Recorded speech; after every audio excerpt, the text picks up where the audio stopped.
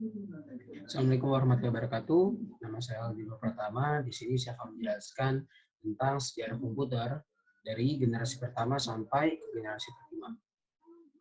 generasi kelima. Maaf saya. Oke, sekarang kita masuk ke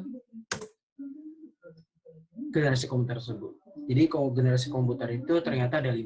Jadi ada generasi komputer pertama, generasi komputer kedua, generasi komputer ketiga, keempat, dan kelima. Jadi ada 5 generasi ya untuk sejarah komputer tersendiri. Sebelum kita masuk ke sejarahnya atau pembahasan sejarah komputer tersebut, kita akan membahas dulu apa itu komputer. Apa sih komputer itu?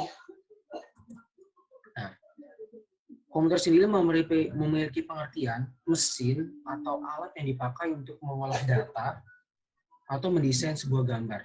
Jadi komputer itu bisa digunakan sebagai mengolah data, juga bisa digunakan untuk mendesain sebuah gambar. Tergantung apa yang kita perintahkan pada si komputer tersebut, apa yang kita program pada komputer tersebut. Gitu loh. Jadi komputer tersebut akan, misalnya kita program komputer tersebut untuk mengolah data, maka si komputer tersebut akan menghitung keuangan. Misalnya kita program untuk menghitung keuangan nih, nah komputer akan menghitung keuangan. Jadi bank-bank gitu kan, bisa menghitung keuangan dengan cepat. Bisa kita buat komputer tersebut sebagai desain gambar. Nah, terus akan bisa mendesain gambar atau menggambar. Jadi contohnya itu untuk mendesain gambar itu Photoshop, itu bisa menggambar, untuk yang melukis, anak kecil itu juga bisa digunakan untuk belajar. Nah, programnya adalah Paint. Untuk kayak kelas 6, SMP, sampai SMA juga bisa kayak buat digambar juga di Microsoft Word itu juga ada. Nah, programnya bernama Sapes. Jadi itu Sapes itu digunakan bisa untuk menggambar. Paham ya? Nah, di komputer ini juga memiliki beberapa komponen di dalamnya. Ada CPU, ada monitor, keyboard, mouse. Nah, si monitor ini diibaratkan sebagai mukanya komputer. Sedangkan CPU ini dianggap sebagai otaknya si komputer. Karena dalam CPU ini terdapat banyak komponen-komponen dalamnya. Ada motherboard, ada RAM, ada hard disk, ada apa gitu, prosesor, masih banyak lagi dalam CPU itu. Jadi dalam CPU juga itu masih banyak komponen-komponen. Jadi diibaratkan sebagai otaknya si komputernya. Nah, si keyboard ini gunanya sebagai memasukkan perintah atau mengerjakan apa yang kita inginkan. Misalnya kita ingin membuat surat, nah kita akan mengetik kan menggunakan keyboard. Mengetik di program bernama Microsoft Word. Atau misalnya kita mau buat apa ya, daftar makanan atau daftar masakan, kita bisa juga buat tabel menggunakan Excel biar lebih mudahnya. Menggunakan Excel kita bisa buat tabel makanan. Samaan kita mengetik. Jadi keyboard itu untuk memasukkan apa yang kita inginkan atau perintah. Bisa kalian mau nyari tutorial memasak ini, kan juga masih menggunakan keyboard kan. Nah, itu guna keyboard kan. Nah, sedangkan mouse itu digunakan untuk memilih program yang kita inginkan. Misalnya kita ingin berselancar internet, maka kita akan memilih Google atau Chrome. Kita klik itu, kita arahin si mouse untuk mengklik si Chrome itu. Paham ya? Itu penjelasan sedikit tentang komputer. Nah, kita akan masuk ke sejarahnya sekarang. Nah, komputer generasi pertama ini ditemukan pada tahun 1941. Tepatnya di Jerman, pada waktu itu sedang terjadi Perang Dunia Kedua. Dan ditemukan oleh seorang ilmuwan bernama Konrad Zuse. Jadi Bapak Konrad Zuse inilah yang menemukan komputer generasi pertama. Komputer tersebut diberi nama Z3. Dan fungsinya pada waktu itu digunakan sebagai mendesain pesawat terbang dan peluru kendali pada zaman tersebut. Jadi pada waktu itu komputer masih digunakan untuk mendesain pesawat terbang, masih untuk mengendalikan peluru, jadi masih digunakan untuk kegiatan militer. Tidak seperti sekarang digunakan untuk belajar, untuk berselancar internet. Jadi dulu itu masih digunakan untuk kegiatan militer saja.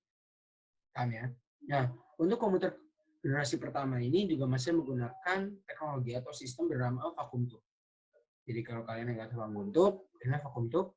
Nah, vacuum tube ini juga memiliki fungsi yang bagus banget. Jadi dia itu digunakan untuk mengantarkan listrik atau bisa digunakan untuk menstabilkan sebuah tegangan listrik. Jadi dia bisa menstabilkan tegangan listrik dan mengantarkan arus listrik. Jadi vacuum tube ini gunanya seperti itu. Makanya mungkin vacuum tube ini bisa digunakan untuk membuat komputer. pada waktu itu. Nah, dan ini adalah Bapak Konrad Zuse-nya yang menemukan komputer generasi pertama. Oke, paham ya untuk komputer generasi pertama? Kita lanjut ke penjelasan komputer generasi kedua. Nah, komputer generasi kedua ini ditemukan pada tahun 1960. Pada waktu tahun 1960 itu mulai itu bermunculan berbagai komputer di mana-mana. Karena waktu itu komputer generasi kedua itu mungkin tahun 1960 itu sedang viral atau booming. Jadi banyak dipakai di mana-mana. Nah, komputer generasi kedua ini juga menggunakan teknologi bukan vakum tube, tetapi dia menggunakan teknologi bernama transistor. Transistor ini juga memiliki fungsi yang hampir sama dengan vakum tube. Bisa mengantarkan listrik, menstabilkan tegangan, dan lain-lain. Jadi sama yang fungsi.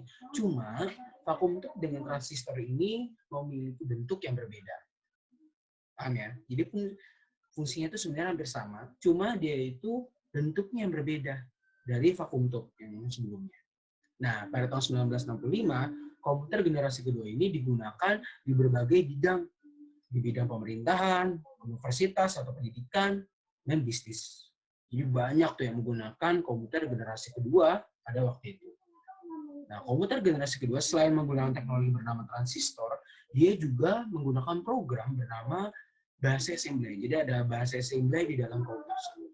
Atau bahasa assembly itu bisa disebut sebagai mesin language atau bahasa mesin.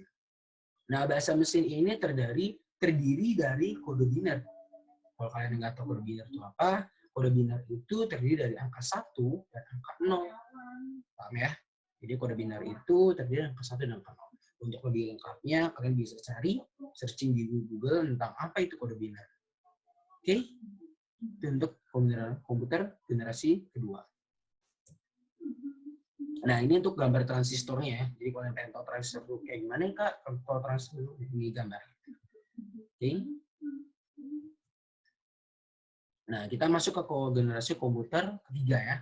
Jadi sebenarnya pada tahun 1958 itu, seorang insinyur Texas bernama Jack Kilby itu sebenarnya sudah memulai konsep untuk komputer generasi ketiga ini. Tapi mungkin belum jadi pada tahun 1960-an. Makanya yang muncul adalah komputer generasi kedua. Nah, insinyur bernama Jack Kilby ini sedang membuat konsep atau sedang mengembangkan sistem baru menggunakan sirkuit terintegrasi atau IC, Integrated Circuit. IC ini mengkombinasikan 3 komponen elektronik dalam sebuah piringan silikon kecil yang terbuat dari pasir kuarsa. Yang kemudian para ilmuwan berhasil memasukkan lebih banyak komponen-komponen ke dalam sebuah chip dan diberi nama semikonduktor. Yang hasilnya komputer itu menjadi lebih kecil ukurannya. Yang tadinya lebih besar menjadi lebih kecil. Jadi pertama itu komputer itu sebenarnya besar, gede, nggak kayak sekarang. Berevolusi makin kecil ukurannya. Dan karena dia juga menggunakan teknologi yang lebih canggih dari sebelumnya. Kemajuan dari komputer generasi ketiga ini juga dia menggunakan sistem operasi atau operating system yang dapat memungkinkan mesin menjalankan berbagai program yang berbeda secara serentak. Jadi ini komputer generasi ketiga itu juga menggunakan namanya sistem operasi ya. Jadi kalau kalian lihat sistem operasi itu contohnya kayak Windows itu sistem operasi, paham ya? Terus ada namanya Linux dan masih banyak lagi sistem operasi lainnya. Itu namanya adalah sistem operasi. Oke? Nah, kalau kalian pengen tahu, ini adalah yang disebut dengan semikonduktor. Jadi semikonduktor itu digunakan pada komputer generasi ketiga ini. Makanya si komputer ini menjadi lebih kecil ukurannya dari sebelumnya. Jadi semakin kesini itu komputer menjadi lebih kecil. Bukan hanya ukurannya saja ya, di dalamnya juga terdapat teknologi yang canggih di komputer tersebut. Oke, paham ya? Komputer generasi ketiga. Dan semikonduktor ini juga mempunyai fungsi yang sama dari yang sebelumnya. Sama seperti fungsi untuk transistor juga sama. Tapi si semikonduktor ini juga dia bisa mempunyai fungsi sebagai menstabilkan sebuah tegangan. Jadi tegangan listrik, dia bisa menstabilkan tegangan arus listrik. Oh iya, sebagai tambahan info sebelum masuk ke komputer generasi keempat, tadi kakak lupa. Jadi para ilmuwan itu sengaja mengganti teknologi yang transistor tadi, itu diganti dengan semikonduktor karena transistor itu efeknya panas.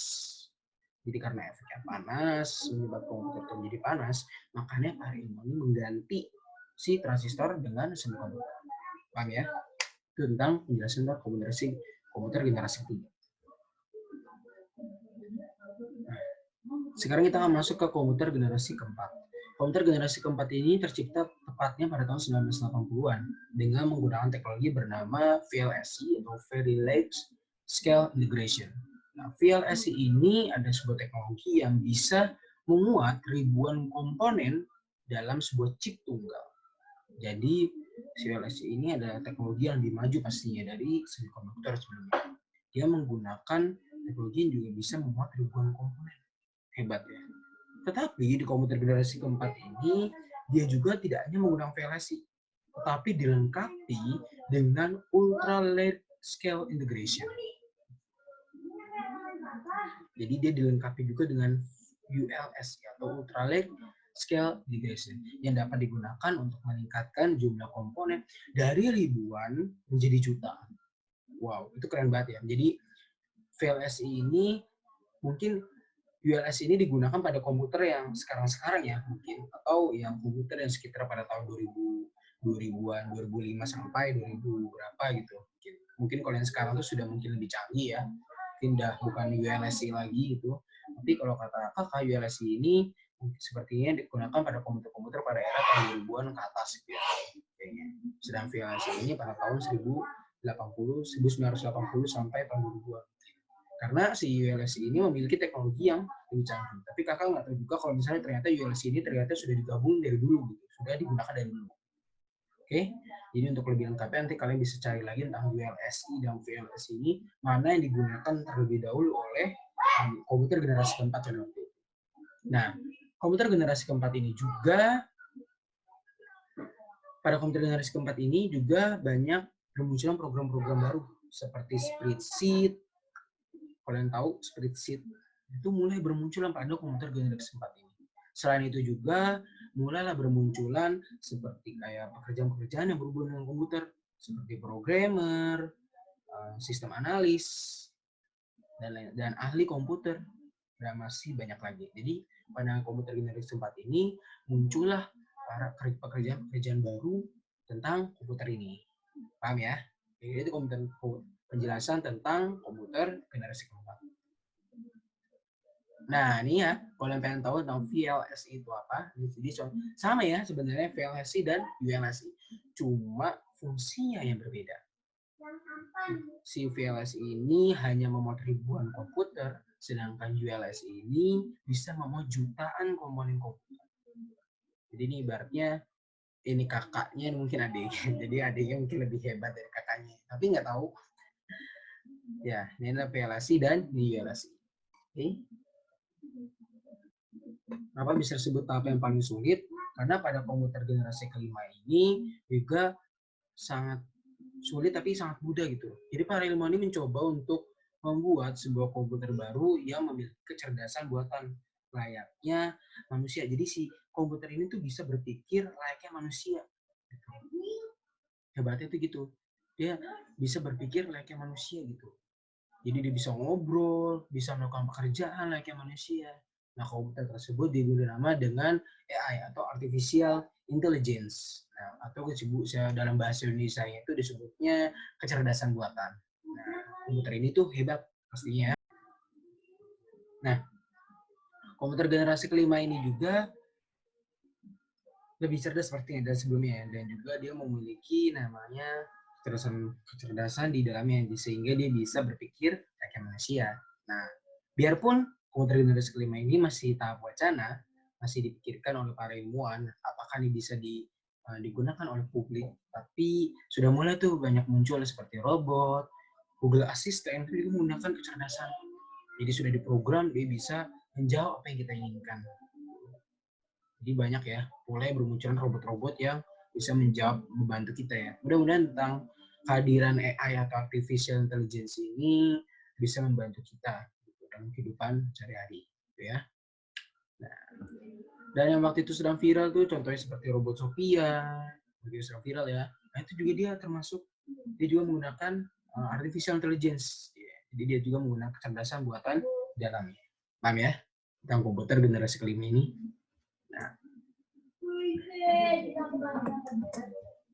Nah, ini ya contohnya di sini ada Google Assistant, ada Siri, nah ini ada Sophia.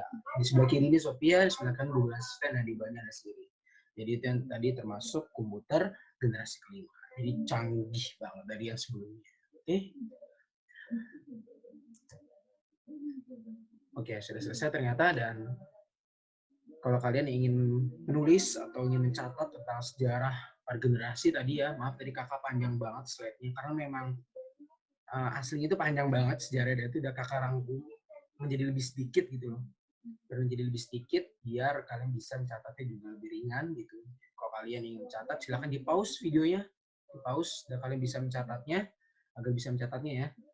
Dan kurang lebih mohon maaf bila ada informasi yang kurang atau malah yang salah, mohon dibenarkan, mohon dievaluasi. Silahkan kalian komen aja di bawah biar kakak buat evaluasi kakak ke depannya.